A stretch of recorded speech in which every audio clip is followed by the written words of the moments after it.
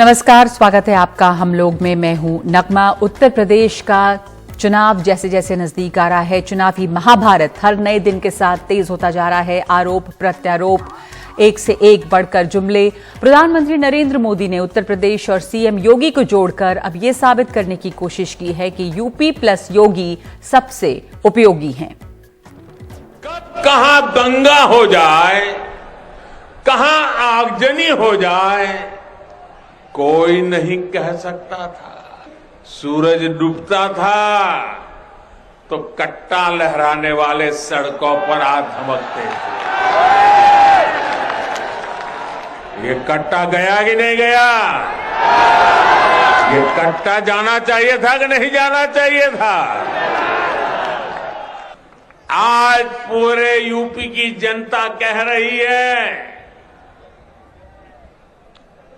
UP plus योगी बहुत है उपयोगी।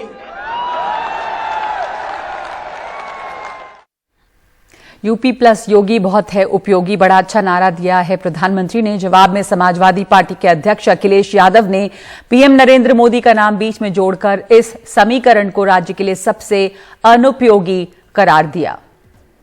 गीता में यही कहा गया है, जो दूसरे का दुख अपना दुख समझे वो है योगी। यही गुरु नानक जी ने कहा कि जो माया के बीच में माया से दूर रहे वो योगी है।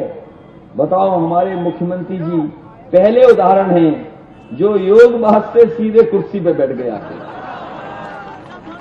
इसलिए योगी नहीं है, अनुपयोगी है, अनुपयोगी। इनका नाम आज से अनुपयोगी बिस्ट नाम है। और अनुपयोगी इसलिए कि 24 घंटे काम करते हैं और फिर बेरोजगारी बढ़ा देते हैं। इससे पहले प्रधानमंत्री ने लाल टोपी को लेकर टिप्पणी की, जिसका अखिलेश यादव ने भी जवाब दिया। दूसरी तरफ कांग्रेस और मायावती की बहुजन समाज पार्टी समेत बाकी छोटे दल भी एक दूसरे पर निशाना साध रहे हैं। वैसे सत्ताधारी भारतीय जनता पार्टी ने आज अपने यूपी चुनाव की रणनीति के तहत मथुरा से जन विश्वास यात्रा की शुरुआत करके अपने नेताओं के उन बयानों को और साफ किया जिसमें अयोध्या और काशी के बाद मथुरा में मंदिर निर्माण अगला लक्ष्य माना जा रहा है। और तमाम बड़े नेता अलग अलग जगहों से इस जन विश्वास रैली में शामिल हो रहे हैं। और इस दौरान सपा अध्यक्ष अखिलेश यादव के करीबियों के ठिकानों पर आयकर विभाग की छापेमारी हुई है और इसका मुद्दा भी अचानक से चुनावी मंच पर गूंजने लगा है। चुनाव नजदीक है, अगर आयकर विभाग की छापेमारी होती है तो उसे सियासत से, इलेक्शन से जोड़कर देखा ही जाएगा। तो इन सब घटनाक्रमों के बीच ये सवाल उठ रहा है कि इन तमाम मुद्दों के बीच जो जनता के मुद्दे हैं, जनता पर जिसका असर पड़ता है, जैसे कि महंगाई कितनी बड़ी है, बेरोजगारी कितनी बड़ी है, स्वास्थ्य का क्या हाल है। हमने देखा पिछले साल किस तरह स्वास्थ्य व्यवस्था सभी जगह चरमराई थी। शिक्षा और विकास के ढेर सारे मुद्दे हैं। क्या उनके ऊपर सियासी पार्टियों का ध्यान है? क्या कोई भी बयान आ रहे हैं इन मुद्दों को लेकर, या वो मुद्दे वाकई भुलाकर सिर्फ ऐसे मुद्दों को हवा दी जा रही है जो संवेदनशील हो सकते हैं, या फिर एक दूसरे पर छींटाकशी, वार और पलटवार, अनुपयोगी और उपयोगी, इस तरह की बातों में ही इस चुनाव को उलझाने की कोशिश है? क्या पूरा चुनावी समीकरण इसी से साथ लेने की तैयारी है? इसी पर हम चर्चा करेंगे कि उत्तर प्रदेश में जनता को क्यों पूछना पड़ रहा है कि चुनाव के सियासी मैदान में हम लोग कहां हैं। और हमारे साथ इसके लिए मेहमान जुड़ रहे हैं, एक खास पैनल है। हमारे साथ प्रकाश चंद्र शर्मा हैं, बीजेपी के नेता, घनश्याम तिवारी हैं, प्रवक्ता समाजवादी पार्टी के, बद्री नारायण जी हमारे साथ जुड़े हुए हैं, राजनीतिक विचारक, और नीरजा चौधरी, वरिष्ठ पत्रकार। घनश्याम तिवारी जी, प्रधानमंत्री मोदी ने जो आज एक नारा दिया, अच्छा लगा आपको? काफी इंटरेस्टिंग है, बहुत तार्किक है। उत्तर प्रदेश प्लस योगी, उपयोगी मुख्यमंत्री हैं। तमाम तरह के नई चीजें बनी हैं उत्तर प्रदेश में, उद्घाटन हुए हैं, एम्स बना है। आपको इससे क्यों आपको लगा कि अखिलेश जी ने उनको अनुपयोगी बताया है? काफी उपयोगी मुख्यमंत्री लग रहे हैं। नमस्कार नगमा जी, आपको, दर्शकों को और मेरे को पैनलिस्ट को। तीन बातें अहम हैं। पहली बात कि आज जनता के बीच में स्थापित हो गया है, जिस तरीके से पूर्वांचल में विजय यात्रा हो या तो समूचे उत्तर प्रदेश में परिवर्तन यात्रा हो, समाजवादी पार्टी की अखिलेश यादव जी के नेतृत्व में स्थापित हो गया है कि उत्तर प्रदेश के मुद्दे स्पष्ट हैं।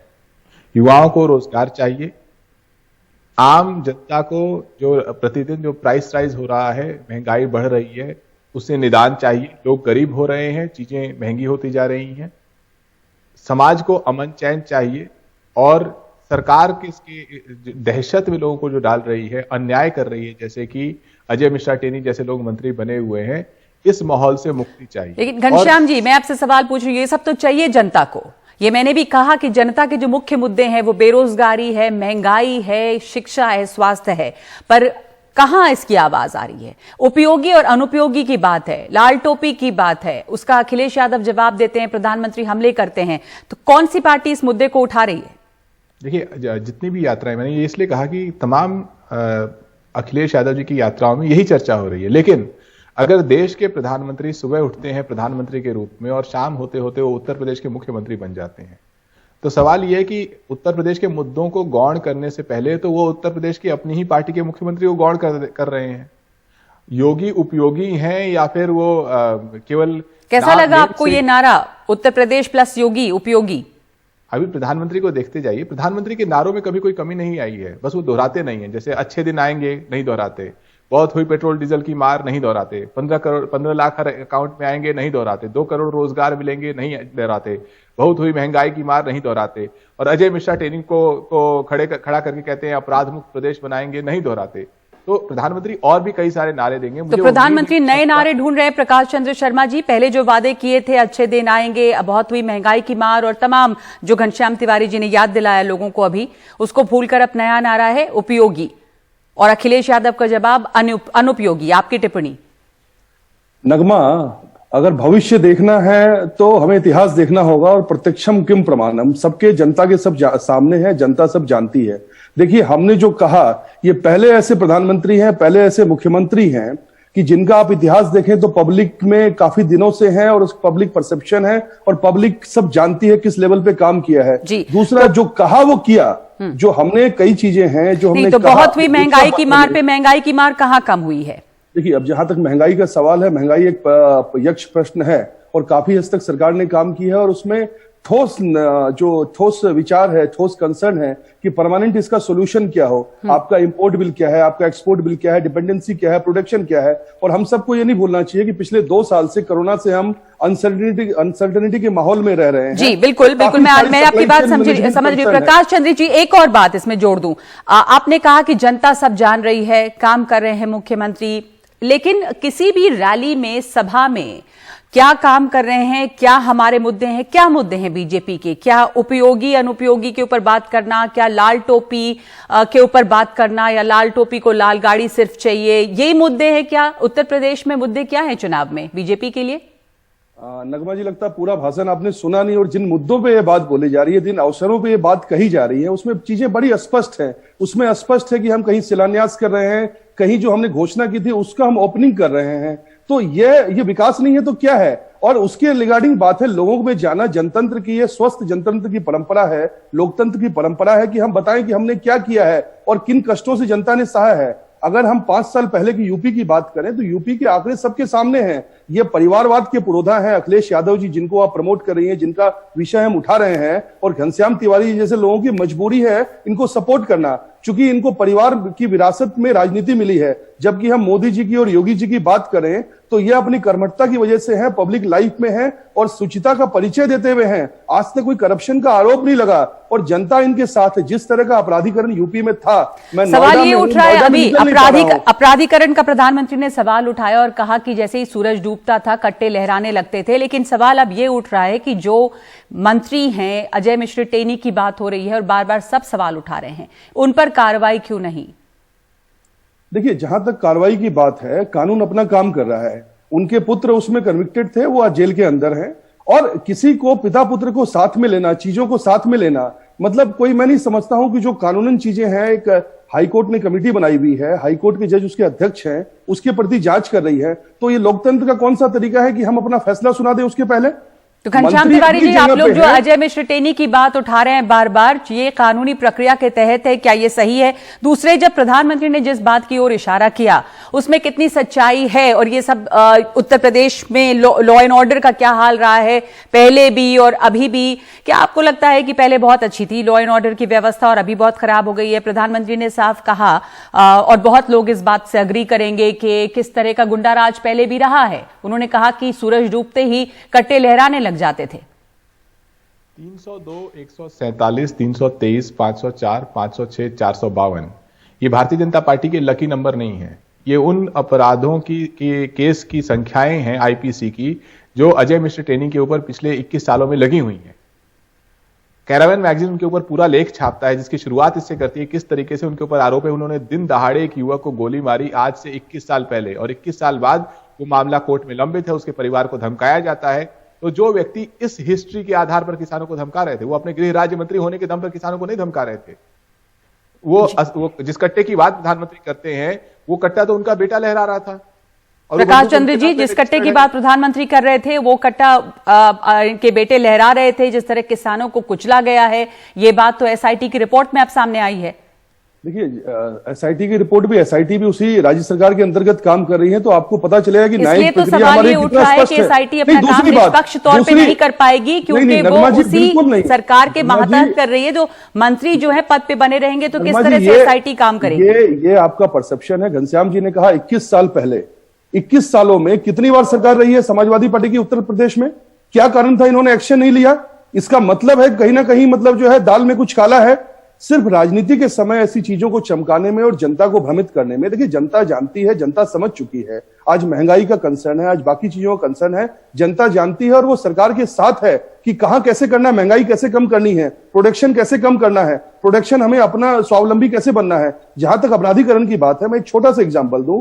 कल मैं किसी टैक्सी में बैठा था, यादव ड्राइवर था उसका, और उसने बड़े स्पष्ट तरीके से कहा कि साहब कम से कम आपके सरकार में नेता तो नहीं है, बीजेपी की सरकार में इतने नेता नहीं है, इनके यहां तो हर कोई दूसरा तीसरा नेता होता था और अपराधीकरण करता था, खुलेआम लूटता था। और आंकड़े गवाह हैं, अगर आप पिछले आंकड़ों को निकाल के देखें, आंकड़े गवाह हैं। इनके पर आय से अधिक के संपत्ति के केस चल रहे हैं, लगातार चले हैं। वो अखिलेश जी अभी आयकर विभाग के जो छापे शुरू हो गए हैं उस पर भी ये बात अखिलेश यादव ने कहा, लेकिन ये बात तो प्रियंका गांधी ने भी कहा। और वैसे सब जानते हैं कि जो सरकार होती है वो चुनाव के समय क्या एजेंसियों का इस्तेमाल विपक्ष के को दबाने के लिए, विपक्ष को परेशान करने के लिए करती है। उन्होंने साफ इल्जाम लगाया है कि समाजवादी पार्टी लगता है कि चुनाव जीतने वाली है, अच्छा करने वाली है, इसलिए बीजेपी सरकार डर गई है और अब एजेंसियों का इस्तेमाल हो रहा है।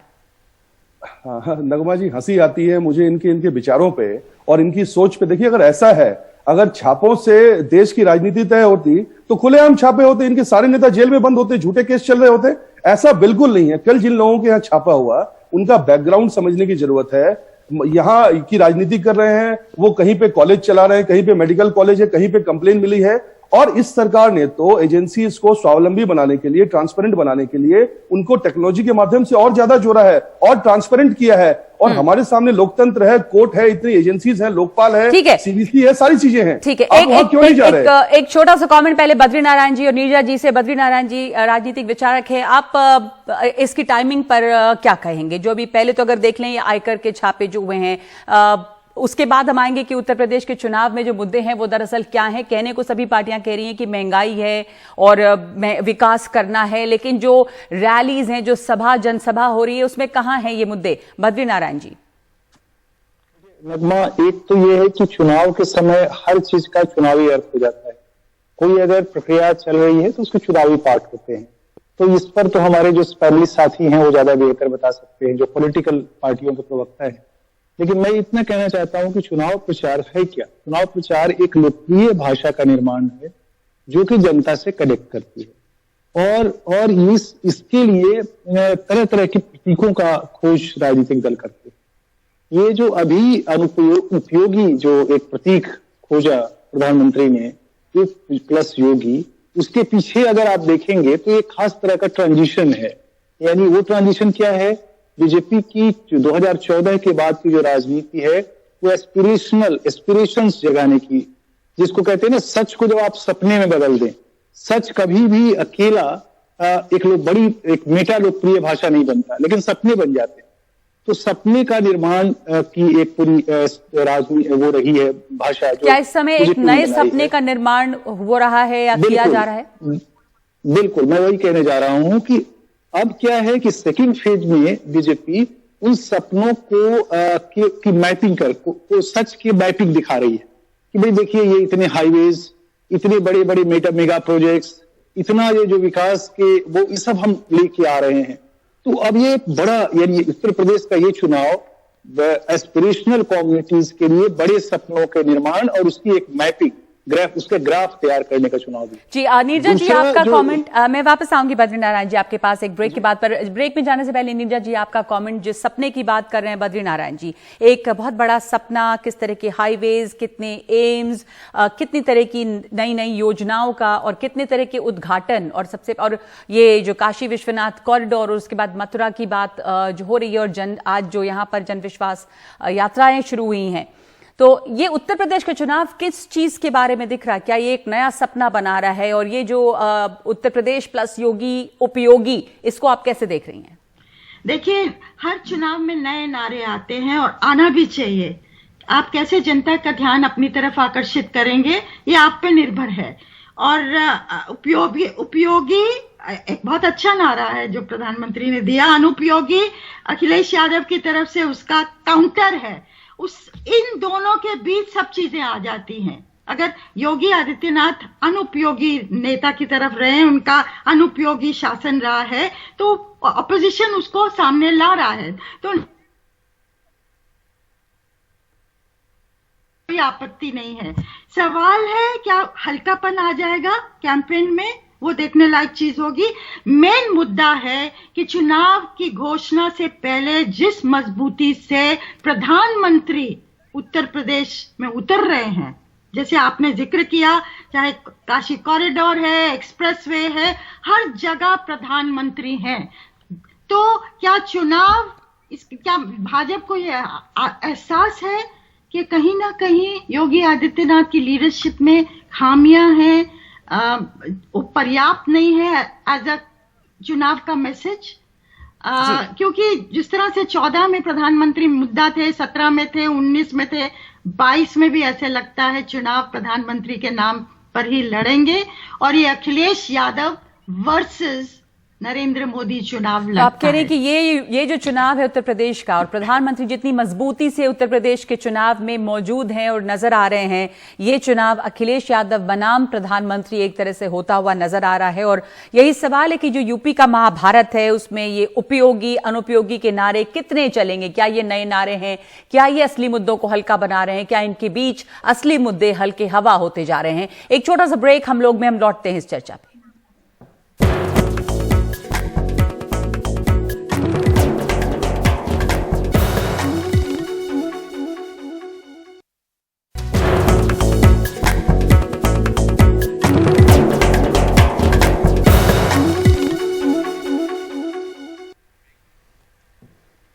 हम चर्चा कर रहे हैं उत्तर प्रदेश के चुनाव की। जैसे जैसे चुनाव नजदीक आ रहे हैं, सियासी पारा बढ़ रहा है और नए नए नारे सामने आ रहे हैं, आरोप और प्रत्यारोप भी। और लेकिन इसके साथ साथ ये सवाल है कि जो जनता के मुद्दे हैं, क्या ये चुनाव उन मुद्दों पर लड़ा जा रहा है या ये मुद्दे हवा होते जा रहे हैं? नीरजा जी हमारे साथ बनी हुई हैं, वरिष्ठ पत्रकार बद्रीनारायण जी हैं, साथ ही घनश्याम तिवारी प्रवक्ता समाजवादी पार्टी और प्रकाश चंद्र शर्मा नेता बीजेपी। नीरजा जी, आप बता रही थी कि ये चुनाव जो है वो नरेंद्र मोदी वर्सेस अखिलेश यादव है, और आपको लग रहा है कि इसमें कोई भी पार्टी जो जनता के मुद्दे हैं वो उठा रही है, या इन चुनावों में क्या इन मुद्दों का कोई रोल आप देखती हैं? देखिए, चुनाव में मुद्दों का रोल तो होगा ही। अगर ये सच है कि योगी आदित्यनाथ की लीडरशिप के बारे में असंतोष है जनता में, जिसका फीडबैक आ रहा है, क्योंकि ऑपोजिशन की रैलीज काफी बड़ी हो रही हैं और उसमें एक्साइटमेंट भी है जी। और जो ये तब होता है जब लोग परिवर्तन चाहते हैं। तो अगर ये है तो मुद्दों से तो अंतोष है ही, मुद्दों के बारे में तो गुस्सा है ही, कैसे कोविड। लेकिन आपको लग रहा है कि क्या वो जो असंतोष है उससे ध्यान हट सकता है, क्योंकि इतनी ग्रैंड परियोजनाओं का उद्घाटन हो रहा है चुनाव के ठीक पहले, चाहे वो गोरखपुर का एम्स हो, चाहे वो दूसरे हाईवेज हो, नेशनल हाईवेज हो, चाहे वो मंदिर के कॉरिडोर हो, तो इन चीजों से एक फील गुड फैक्टर हो सकता है और जो रंजिश हुई है या जो असंतोष है वो कम हो सकता है? देखिए, ये तो भाजपा कोशिश करेगी रूलिंग पार्टी होने के नाते कि जो उनकी खामियां हैं उनको कैसे ढका जाए। हर पार्टी करेगी ये। अब ये दूसरों पर डिपेंड करता है कि उस चीज को कैसे वो उजागर करते हैं, किस तरह के नारे वो लाते हैं महंगाई के बारे में, बेरोजगारी के बारे में, जो स्वास्थ्य के बारे में आपने जिक्र किया, जिसको लेके हाहाकार मचा था इस साल, शिक्षा को लेके जहां बच्चों को स्कूल से निकाला जा रहा है, उनके माँ बाप के पास पैसा नहीं है। तो ये जो ज्वलंत मुद्दे हैं आज उत्तर प्रदेश में, किस मजबूती से उनको सेंटर स्टेज लाया जाता है। जी, तो घनश्याम जी, ऐसा नहीं लाया जा रहा। और क्योंकि लोग आ रहे हैं सुनने ऑपोजिशन के लीडर्स को, सपा को लीडर्स को, आरएलडी के लीडर्स को, और छोटी जो पार्टियां हैं जो अलायंस कर रही हैं, तो कहीं ना कहीं जैसा आपने कहा, ये तो उत्तर प्रदेश तो सही मायने में महाभारत होने वाला है। बिल्कुल घनश्याम जी, वो मुद्दे जो कमियां रही हैं रूलिंग पार्टी की, आप लोग कितनी मजबूती से उसको सामने ला सकते हैं? क्या नारे आप दे रहे हैं, इस पर निर्भर करेगा कि लोगों को नाकामियां सरकार की याद हैं या लोग अब नई चमक धमक को देखकर वो भूल जाएंगे। और आपके मुताबिक आप लोग क्या मुद्दे उठा रहे हैं? क्या आपको लगता है कि कमियां रही हैं सरकार की? दो बातें हैं। देखिए, आज का अखबार है एक प्रमुख अखबार, इसमें पहला पन्ना प्रचार, इसका अगला पन्ना देखिए वो प्रचार, और तीसरा पन्ना देखिए ये अगला पन्ना प्रचार, ये तीसरा पन्ना प्रचार। इसमें क्या लिखा गया है? इसमें लिखा गया है उत्तर प्रदेश में प्रति व्यक्ति आय डबल हो गई है। इसमें यह लिखा गया है कि उत्तर प्रदेश में स्वास्थ्य व्यवस्था, हेल्थ केयर बहुत अच्छी है। उत्तर प्रदेश में रोजगार सबके पास है, 4% बेरोजगारी बची हुई है। तो मैं, क्योंकि हमारी सभाओं में इतने लोग उमड़ रहे हैं, मैं ये बिल्कुल दावा नहीं करता कि मुद्दे हम बना रहे हैं। मुद्दे भारतीय जनता पार्टी की विफलताएं बना रही हैं, इनका ये निष्ठुर एरोगेंस बना रहा है, अहंकार बना रहा है। जब ये विधानसभा में खड़े होकर कहते हैं कि ऑक्सीजन से किसी व्यक्ति की उत्तर प्रदेश में मृत्यु नहीं हुई, जो सरकार ने कहा, जब ये कहते हैं कि किसानों की मृत्यु का हमारे पास आंकड़ा नहीं है, जब ये टेनी को निर्दोष साबित करने की कोशिश करते हैं, तो हर दृष्टि से ये मुद्दे स्वयं बना रहे हैं। हम, क्योंकि भारतीय जनता पार्टी की सभाओं में भीड़ नहीं आ रही है, प्रधानमंत्री की सभाओं में भीड़ नहीं आ रही है, जो अभी चर्चा हो रही है पिछले 6 महीने से, अब की बार योगी सरकार के स्लोगन को हर बार पेंट पुचारा करके मजबूत किया जा रहा था। फिर अमित शाह आते हैं, बोलते हैं कि ये तो फ्लॉप है। ऐसा कहिए, कहना शुरू कीजिए कि 2024 में मोदी को जिताना है तो 2022 में बीजेपी को जिताइए। तो इस पे इनका अभियान अब आगे बढ़ रहा है। तो हम, क्योंकि ये लोग बहुत कमजोर हो गए हैं, मैं इनकी मदद करता हूं अक्सर टीवी चैनल्स में, इनके बिहाफ पे वोट मांगता हूं। ये कहता हूं कि अगर आप 200 रुपए पेट्रोल डीजल का दाम देना चाहते हैं, भारतीय जनता पार्टी को जिताइए। अगर आप चाहते हैं कि आपके बच्चे अगले 10 साल तक बेरोजगार रहें, भारतीय जनता पार्टी को जिताइए। अगर आप चाहते हैं कि जो बच्चे 2 साल में स्कूल नहीं गए हैं, पर जो दावा किया गया है कि यहाँ पे एम्प्लॉयमेंट मिला लोगों को और 4% से बेरोजगारी रह गई है, उस पर क्या जवाब है आपका? आपकी सरकार ने कितना रोजगार दे दिया था?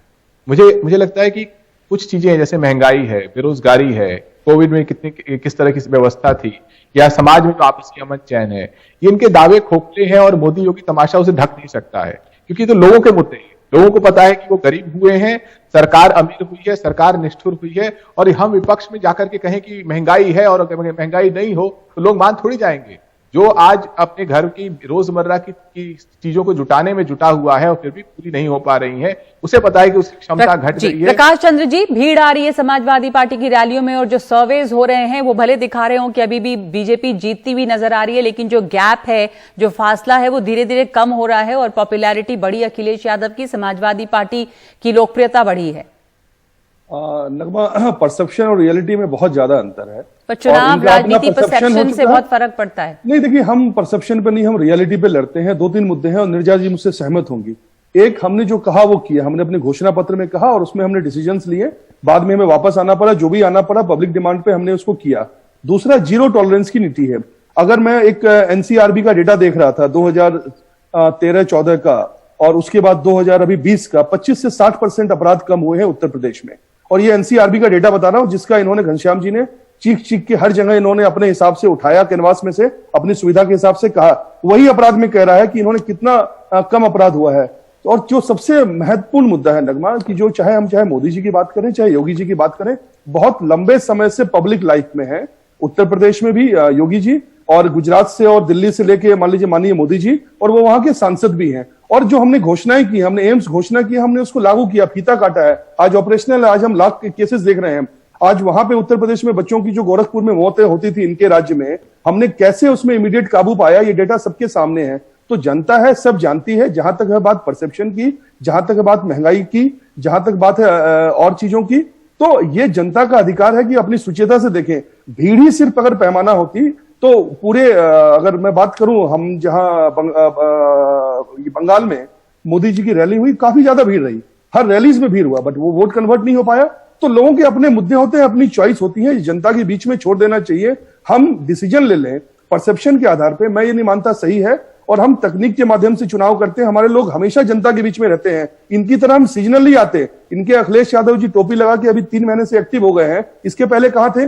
कोविड की वहां तक हम बात करें, कोविड महामारी की निर्जा जी बात कर रही थी, आप कर रही थी, पूरा विश्व गवाह है, डेटा गवाह है, WHO गवाह है, जिस बेहतर तरीके से इंडिया ने, उत्तर प्रदेश ने, माननीय योगी ने उसमें काम किया है, ये सबके सामने है। हाँ, एक फेस था, सबके लिए दिक्कत थी, और ये आम जनता भी जानती है कि किस फेस से पूरा विश्व अभी गुजर रहा है। प्रकाश चंद्र जी, ये तो आप कह रहे हैं, आपकी सरकार कह रही है कि योगी जी ने बहुत अच्छे से मैनेज किया कोविड के दौरान, पर उस पे भी हंगामा, हम बहुत सारे लोग भूले नहीं, आपको भी याद होगा कि एक 4 दीवारी घेर दी गई थी और लाशें बह रही थी, ये सब भी हकीकत है।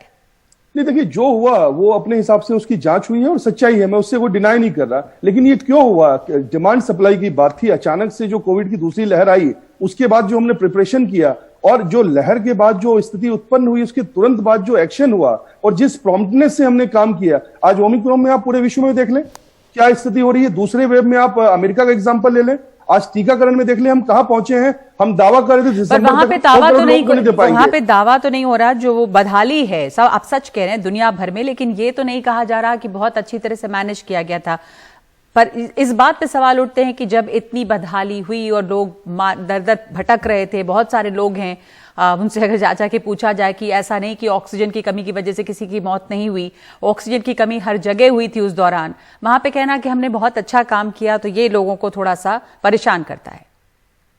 नहीं नगमा, देखिए, आप जो अपने हिसाब से बात कर रही हैं, एक समय आया, मैं कहूंगा कि आपके मार्च में, अप्रैल में 2021 में जो स्थितियां थी वो बहुत विकट स्थितियां थी, और अचानक से इमर्ज हुआ। हमारे यहाँ जो अनएम्प्लॉयमेंट का डेटा है, ये देखिए, मैं बैकग्राउंड में ले जाना चाहूंगा। जो बैकग्राउंड में जो कंसर्न है कि हमने अर्बनाइजेशन प्रोसेस कर लिया है, लोग दिल्ली हैं, लोग बॉम्बे हैं, लोग अपने डाउन स्टेट्स में, हम शहरों में रोजगार देने में, जहां उनका जन्म है, उनके अपने स्थान के आसपास उनको रोजगार देने में हम फेल रहे हैं, और सरकार लगातार उसके लिए पॉलिसी लेके आई है। और उसके बाद 80 करोड़ लोगों को आज सरकार भोजन उपलब्ध करा रही है, राशन उपलब्ध करा रही है। तो ये क्या है? 130 ठीक है, तो अगर लोगों को राशन उपलब्ध हो रहा है, लोगों को रोजगार मिला है, तो फिर लोगों को हताश भी नहीं होना चाहिए सरकार से, और जाहिर है कि लोग वोट देंगे मौजूदा सरकार को, और भीड़ बढ़नी चाहिए इनकी रैलियों में भी, चुनाव में भी वोट भी मिलेंगे। एक छोटा सा ब्रेक ले रहे हैं और उसके बाद हम इस चर्चा पे लौटते हैं इन तमाम लोगों के साथ।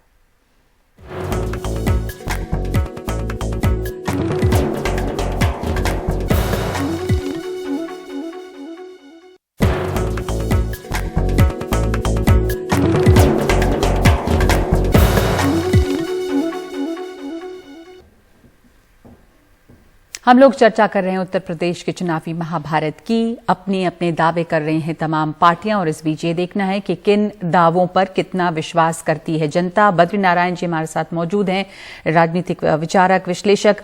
आपका इस समय क्या आकलन है? जिस बीजेपी हो, समाजवादी पार्टी हो, अपनी अपनी कामयाबियों का, अपनी अपनी उपलब्धियों का दावा करेंगी पार्टियां। जनता इस समय कितना विश्वास किस पे करती है, पर क्या किस तरह की हवा बन रही है, और इसमें जो असली मुद्दे जनता के होने चाहिए वो कहां दिख रहे हैं आपको? देखिए, चुनाव में जो हवा बनाने की स्थिति है वो लगातार बनती जा रही है, और बीजेपी अपनी तरह से पूरे इलेक्शन की नैरेटिव को सेट कर रही है। और उसमें जो 2 इंपॉर्टेंट मुद्दे उभर के आ रहे हैं वो ये है, एक तो बड़े सपने, जिसकी जिक्र मैंने की, विकास के बड़े सपने। जो दूसरी बात है वो ये है कि लॉ एंड ऑर्डर का सवाल, जिसको कि एक बड़ा एजेंडा बना करके बीजेपी इस चुनाव में लेके आ रही है कि कैसे हम एक बेहतर लॉ एंड ऑर्डर उसमें दे रहे हैं। तीसरा जो बार बार हम लोग चिंता कर रहे हैं, यानी मीडिया में चिंता आ रही है कि क्यों नहीं महंगाई जैसे मुद्दे इंपॉर्टेंट हो रहे हैं। अब देखिए, इसका एक बड़ा कारण है कि बीजेपी ने पिछले अपने शासन में पूरे 14 के बाद से एक बेनिफिशियरी तबका, बड़ा बेनिफिशियरी क्लास पैदा किया है। और वो बेनिफिशियरी क्लास जो है, जिसमें जो गरीब, जो सबसे ज्यादा महंगाई से सफर करने वाला है, अगर आप देखें तो वहां फ्री राशन, तरह तरह से कैश ट्रांसफर्स, ये सब पहुंच करके महंगाई के मार को एक खास तरह से एक तरह से शांत ठंडा करती जाती है। तो उसके कारण वो बहुत बड़े एहसास में नहीं बदल पाता। दूसरा क्या है कि जो बेनिफिशियरी कॉन्शियसनेस होता है, वो जितना है उतने पे खुश होता है, और जितना चाहता है वो चाह व्यक्त करता रहता है, वो चाह में जीता है, जो है उसको कई बार अंडरमाइन भी कर लेता है। तो ये एक डेमोक्रेसी में खास करके बीजेपी ने पिछले दिनों बेनिफिशियरी का एक बड़ा तबका पैदा किया है, और वो जो तबका है वो योगी को भी सपोर्ट कर रही है। यानी मोदी, हम लोग एक गांव में काम कर रहे थे, तो एक ने कहा कि भाई वो प्रधानमंत्री आवास योजना वगैरह का जिक्र करने लगे, तो हम लोगों ने कहा कि भाई ये तो मोदी जी का है, योगी जी का कहाँ है? कहा नहीं, योगी मोदी एक के हैं। तो योगी मोदी एक के हैं, और अगर आप जो कह रही थी अखिलेश वर्सेस मोदी, नहीं, अखिलेश वर्सेस योगी और मोदी एक है, ये भी एक है। और तो इस तरह से अगर आप देखेंगी तो ये इस चुनाव में बीजेपी एक बड़े नैरेटिव को लेकर के फिर से सामने आई है। वो हर चुनाव में एक बड़ा नैरेटिव खड़ा करती है, जिसमें मल्टीपल लेयर्स होते हैं, और उन लेयर्स में तरह तरह की पब्लिक को वो एड्रेस करते हैं। बिल्कुल। अब हमारे पास समय कम है, एक आखिरी कमेंट आपने सुना बद्री नारायण जी को भी, तो मैं आखिरी कमेंट आपसे चाहूंगी। एक प्रकाश जी के योगी मोदी एक ही हैं, मोदी वर्सेस अखिलेश है ये चुनाव, इसमें एक ये सपनों का चुनाव है, सपने दिखाए जा रहे हैं लोगों को, लॉ एंड ऑर्डर का चुनाव है, क्या कहेंगे आप इस पर?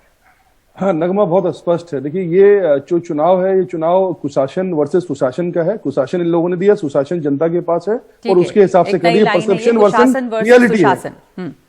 जी, और उसके बाद जो समाजवादी का ये होने का दावा करते हैं, या परिवारवादी है, अपराधवादी है, जनता जानती है। और यूपी के लड़के बन के 19 में आए थे, एक का पत्ता वहां से साफ हो गया, वो केरल पहुंच चुके हैं, जो नेशनल पार्टी हुआ करती थी। दूसरे ये हैं, चूंकि परिवारवाद की उपज है, इनको लगता है कि भाई पावर चाहिए, लाल टोपी है तो इनको चाहिए, लाल बत्ती चाहिए, तो उसके लिए प्रयासरत है रहे। लेकिन जनता है, सब जानती है, और ये डेटा सबके सामने आ जाएगा। घनश्याम जी, आपका जवाब? समाजवादी नहीं, परिवारवादी हैं। देखिए, ये अगर आप ये अखबार देखिए तो ये तो छपासवादी सरकार हो गई। ये ठीक है। तो ये जिस सरकार को जो उत्तर प्रदेश के अच्छे दिनों के लिए भस्मासुर रही है, तो भारतीय जनता पार्टी को जितने भी आप चीजों से नवाजें, जिसने लोगों के जनजीवन को समाप्त कर दिया, रोजगार, युवाओं के बेरोजगार के नए मुहावरे जो जैसा नीरजा जी आपने कहा था सामने आ रहे हैं, परिवारवादी, समाजवादी, उपयोगी, अनुपयोगी, छपासवादी। आखिरी कमेंट आपसे नीरजा जी। ओके, दो चीजें मैं कहना चाहूंगी कि जो लाशों का जिक्र हुआ, जो गंगा में देखी हमने कोविड के सेकेंड वेव के दौरान, जिसका अभी जिक्र हुआ था, मुझे लगा कि और कहीं तो कहीं नहीं ऐसा नहीं आए दृश्य, कहीं भी और ऐसे दृश्य नहीं आए, और जिसको हम बहुत मुश्किल से भूलेंगे। नेतृत्व की तरफ से माफी मांगने की बजाय कि ऐसा नहीं होना चाहिए, आगे हम ऐसा कभी नहीं होने देंगे, उसकी बजाय था कि कुछ नहीं हुआ। बिल्कुल, ये घावों पे नमक छिड़कने वाली बात थी। तो ये जनता क्या भूल पाएगी। दूसरी बात मैं कहना चाहूंगी कि अभी जो हो रहा है वो इंडिया शाइनिंग की याद दिलाता है। 2004 में जब भाजपा की तरफ से इंडिया शाइनिंग था, लेकिन रिजल्ट बहुत अलग आए थे, क्योंकि लोगों को पता था कि क्या उनके लिए काम कर रहा है और क्या उनके लिए नहीं काम कर रहा। लेकिन मेरा सवाल फिर भी ये है कि भाजपा के पास क्योंकि बहुत बड़ी इलेक्शन मशीनरी है, बूथ लेवल तक है, रिसोर्सेज हैं, तो क्या ऑपोजिशन, और मुझे लगता है यूपी में मौसम बदल रहा है, उसके आसार दिखाई दे रहे हैं, पर क्या लास्ट माइल को ऑपोजिशन कर पाएगी, तय कर पाएगा? ठीक है, क्या लास्ट माइल को ऑपोजिशन तय कर पाएगी? इंडिया शाइनिंग की याद भी दिला रहा है ये जो समय विकास के सपने दिखाए जा रहे हैं। बहुत बहुत शुक्रिया आप तमाम लोगों का इस चर्चा में शामिल होने के लिए। चुनाव का मौसम है, चुनाव नजदीक आ रहा है और इस पर चर्चा हमारी होती रहेगी। अभी के लिए इतना ही, धन्यवाद।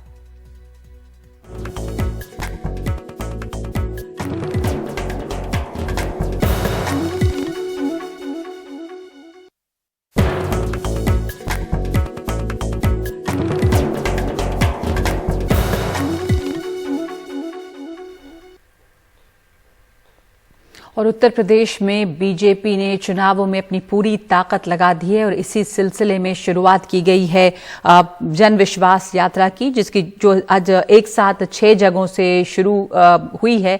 और आप तस्वीरों में देख रहे हैं योगी आदित्यनाथ को, जिन्होंने मथुरा से इसकी शुरुआत की और झांसी में राजनाथ सिंह भी नजर आए।